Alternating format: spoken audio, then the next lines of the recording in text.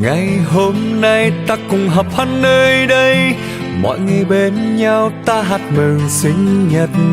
1, 2, 3 ta cùng thôi tắt nên Happy birthday to you.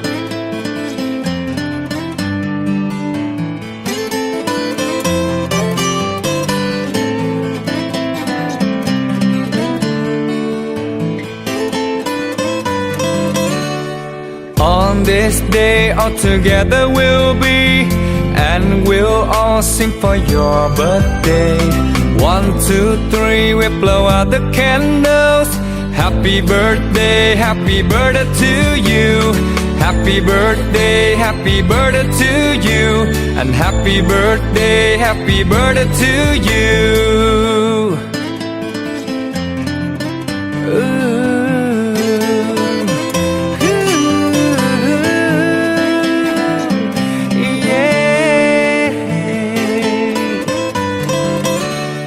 Ngày hôm nay ta cùng họp hắn nơi đây, mọi người bên nhau ta hát mừng sinh nhật.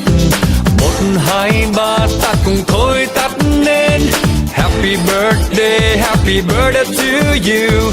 On this day all together we'll be, and we'll all sing for your birthday.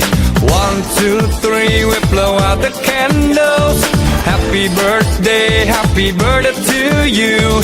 Happy birthday to you.